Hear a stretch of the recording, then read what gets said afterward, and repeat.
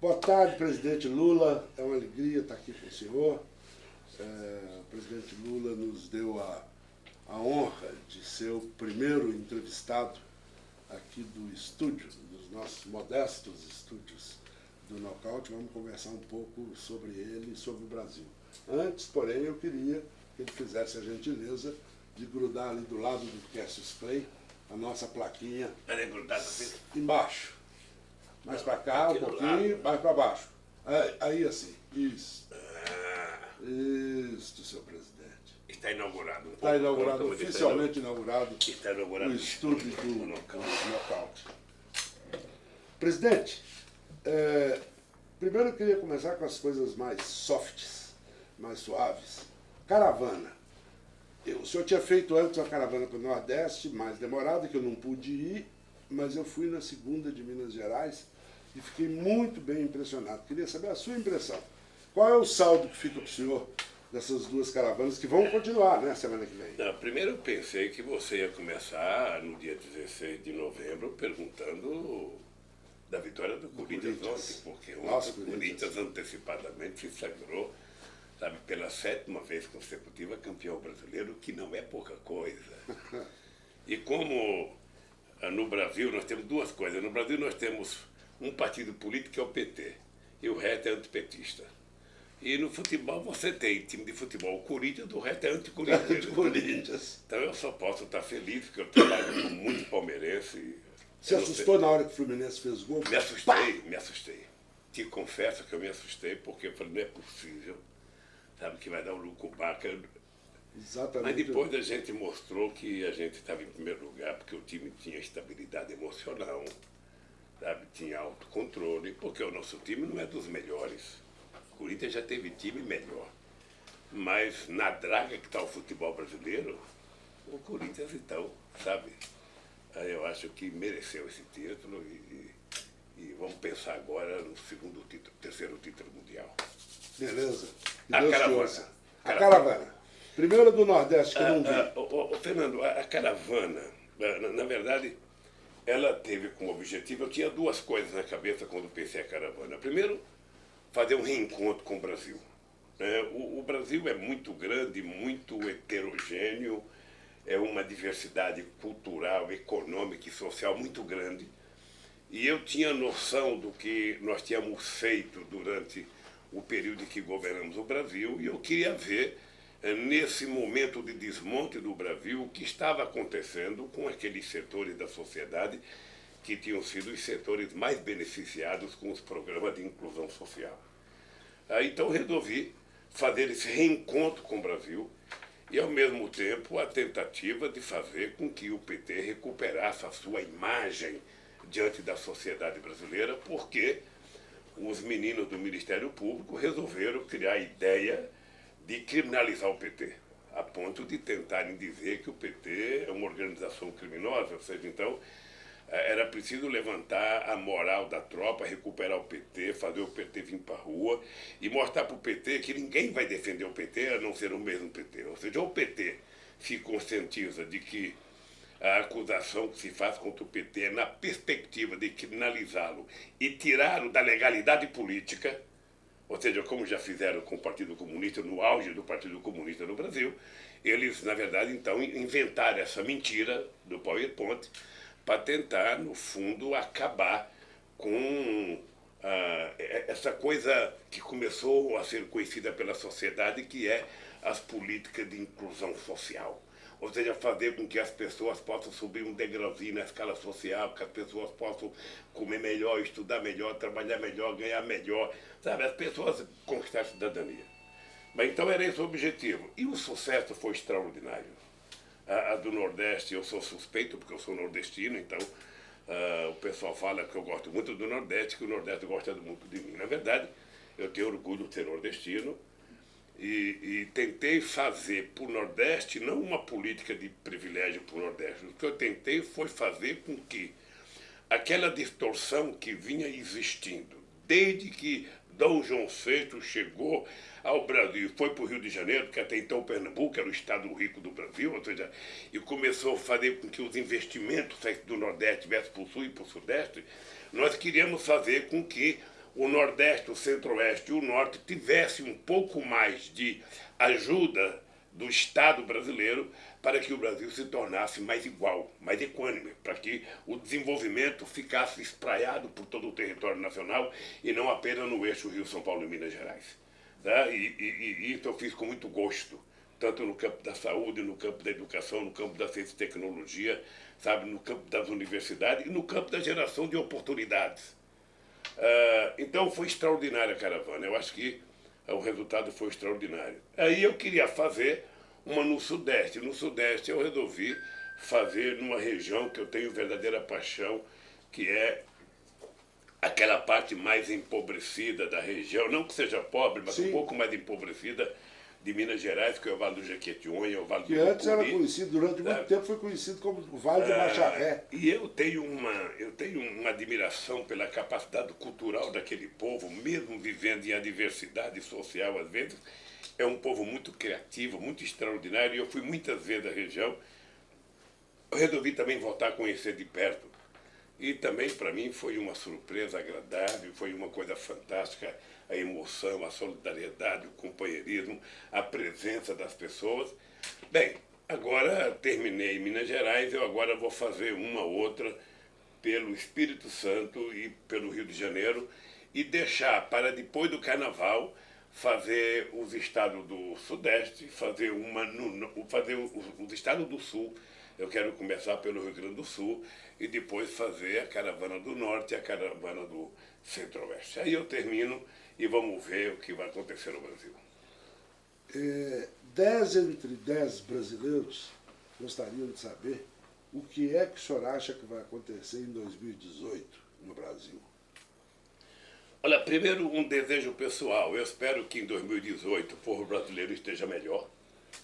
Eu espero que tenha diminuído o número de pobres, aumentado o número de empregos, que as pessoas estejam comendo melhor, morando melhor e tendo mais expectativa de vida e que a gente tenha eleições livres e democráticas. Né? O que eu espero é que o jogo democrático no país que foi truncado, sabe, durante tanto tempo na história do Brasil e que foi truncado agora da forma mais vergonhosa possível, com a mentira inventada de uma pedalada de respeitando 54 milhões de seres humanos que foram votar só na Dilma, fora aqueles que foram votar também no Aécio e que, portanto, queriam democracia.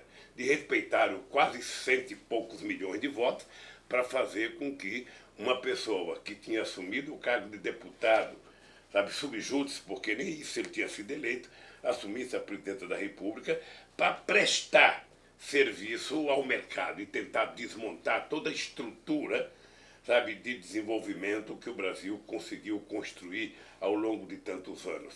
Então eu espero que a gente chegue nas eleições, não importa quantos candidatos tenha, pode ter 10, 15, 20, 30 candidatos, o que é importante é que a eleição seja democrática e que ao terminar as eleições vença o que tiver mais votos e os outros passem a respeitar o resultado das eleições, como eu respeitei em 89, como eu respeitei em 94, como eu respeitei em 98. Então, eu acho que a eleição é feita para isso.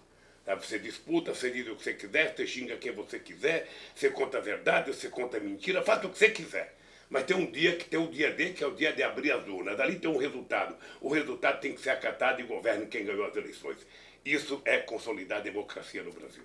Agora, o senhor tem expectativa de que vão permitir que o senhor dispute as eleições? Eu nem discuto isso, a verdade, veja, porque se eu ficar discutindo, será que eles vão deixar, será que eu posso? Aí eu estou fazendo o jogo deles. Sei. Sabe, eu sei o que eles querem e eu sei o que eu quero.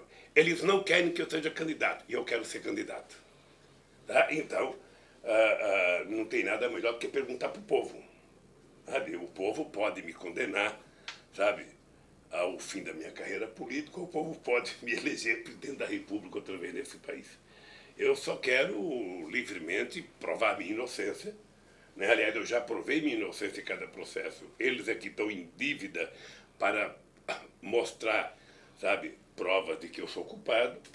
E tentar tocar a vida para tentar cuidar desse povo. Esse povo está precisando de cuidado. Esse povo não está precisando ser governado. esse povo está precisando de cuidar. De cuidar que significa você cuidar da segurança, você cuidar da saúde, você cuidar da educação, da creche à universidade. Significa você cuidar do investimento na ciência e tecnologia, significa você cuidar do emprego, significa você cuidar das pessoas que ganham menos, significa você respeitar o exercício da democracia e, ao invés de tomar decisões palacianas, sabe, com meia dúzia de pessoas, voltar a fazer as conferências nacionais que eu fazia, conferências para discutir todas as políticas públicas que a sociedade quer que sejam implantadas. Fazer com que o Brasil volte a ser respeitado no mundo, na América Latina, na África, na Ásia, na Europa, nos Estados Unidos, ou seja, porque respeito é bom. Eu gosto de receber e gosto de dar também. Então, é isso que eu quero que aconteça no Brasil e é por isso que eu tenho, sabe, a firme convicção e muita vontade de concorrer às eleições, na expectativa de que o que nós fizemos é o passaporte para que o povo nos dê outra vez autorização de mais uma viagem de 4 anos governando esse país.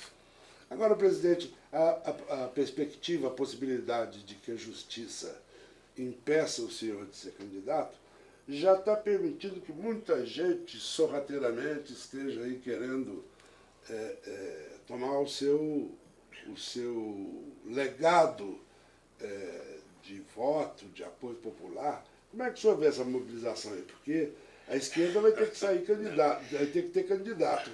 Agora, se não for o senhor, o que vai acontecer?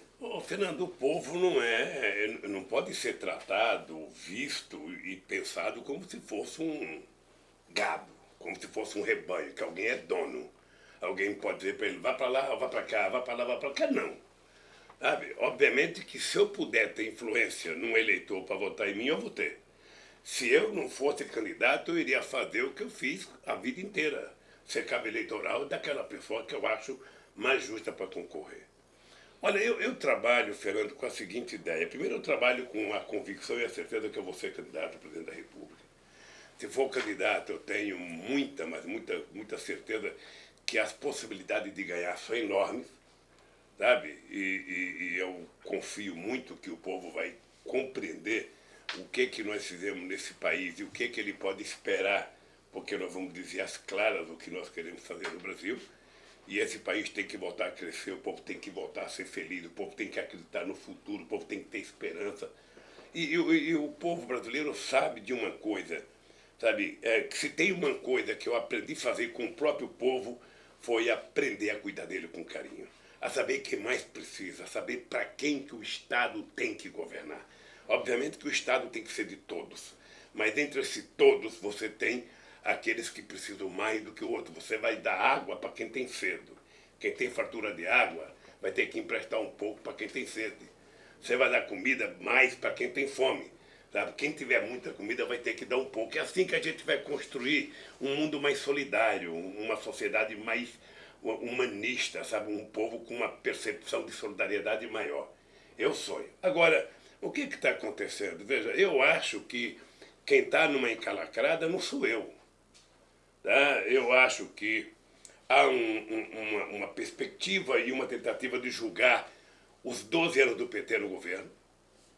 E para fazer o julgamento do PT no governo, eles construíram uma mentira monstruosa, sabe? Construíram uma mentira, sabe?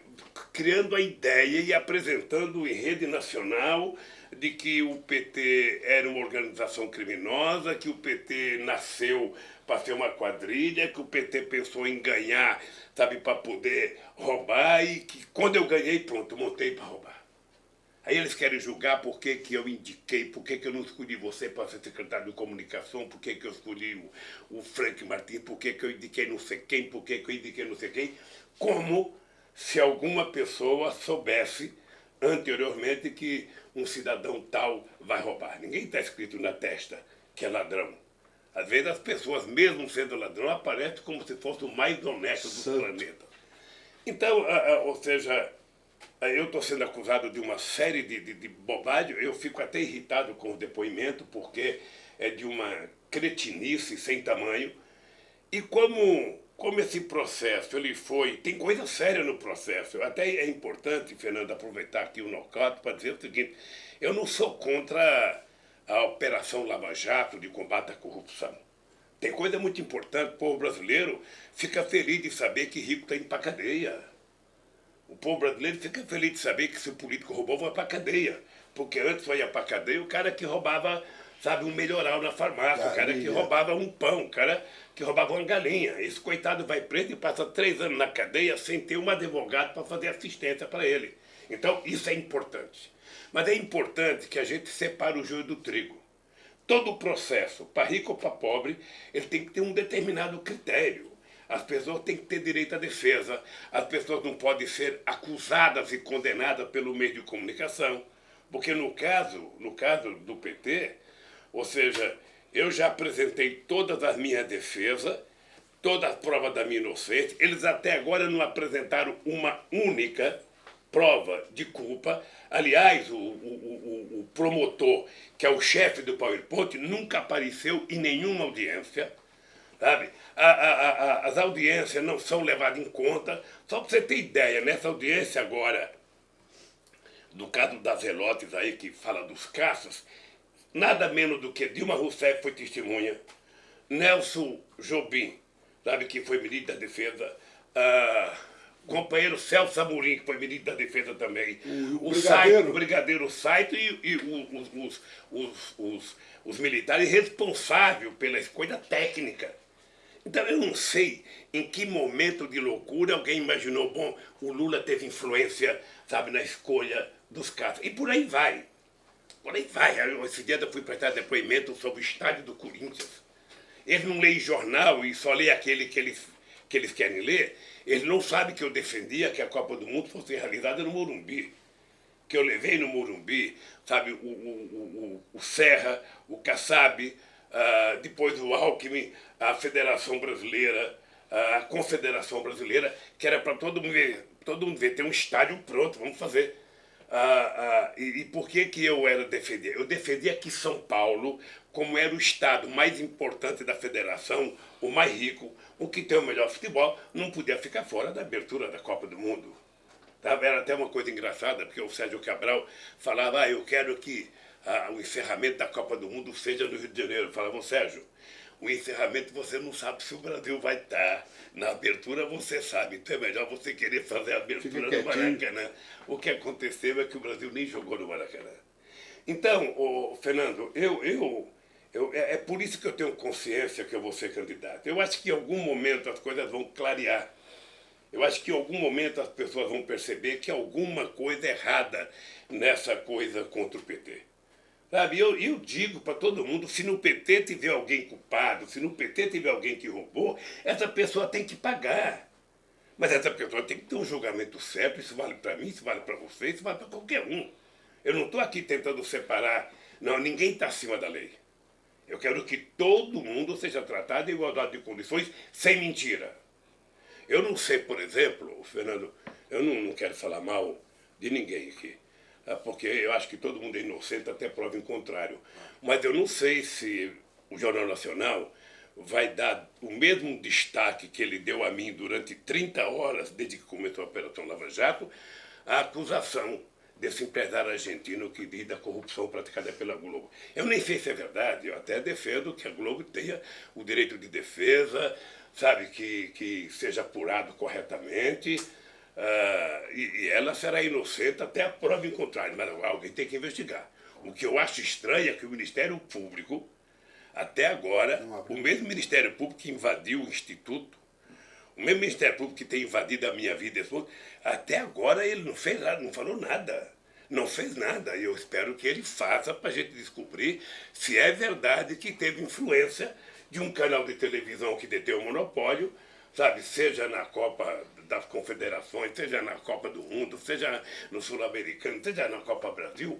O que é importante é que o futebol é uma paixão nacional e eu acho que está na hora do jogo ser transmitido ao vivo em todos os canais para todo mundo que possa ver, não apenas quem pode pagar uma TV a cabo. Então eu tô sinceramente, Fernando, eu poderia estar mais nervoso, mas eu estou tranquilo. Eu estou tranquilo porque eu tenho consciência sabe, do que eles querem, tenho consciência do que eu fiz, tenho consciência do que eu posso fazer por esse país e quero jogar. Quero jogar. Sabe? E com todo o respeito aos demais, quem for candidato vai merecer o meu respeito. Eu não sou contra ninguém que seja de direita, de centro, de extrema direita, de extrema esquerda, ou seja, tem espaço para todo mundo e o povo será o nosso juiz.